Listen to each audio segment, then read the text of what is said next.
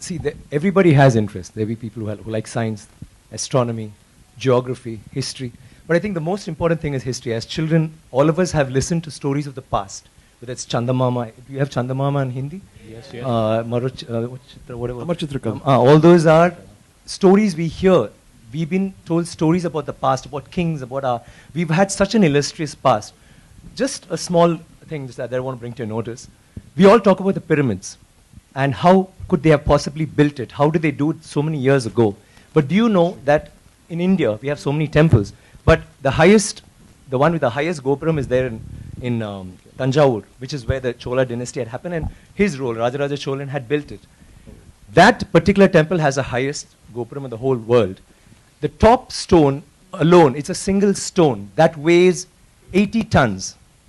80 tons, not 1 ton or 2 tons. And how did they do it? But do we know that? We all go to the pyramids, we go see the Leaning Tower of Pisa. Someone said something very nicely.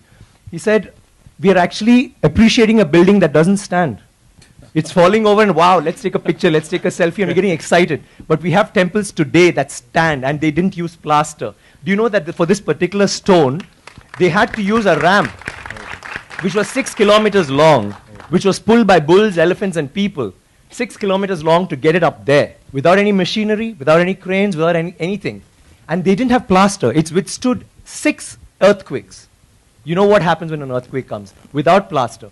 What they have done is they have an outer wall, then inside that they have a corridor of 6 feet, which is an open, just a corridor, and then they have another structure inside which goes all the way to the top, which is why they can withstand earthquakes, which is why they stood so long. So these are all things that we need to know about. This particular king has built 5,000 dams in his time, and he's made a water management ministry in that time. He's had elections for the village leaders.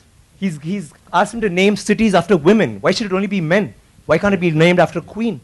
And they've had hospitals, free hospitals, and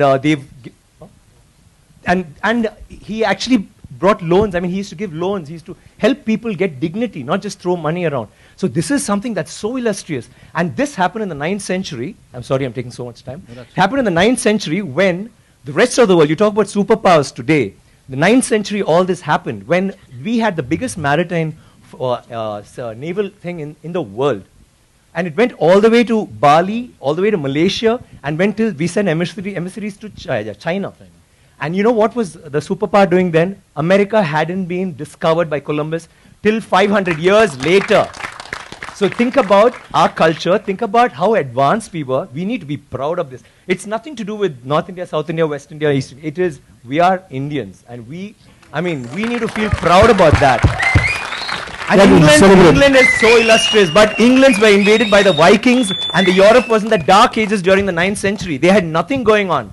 So don't you think we should celebrate history? Absolutely, absolutely. Thank you very much. Thank you. I need water, please.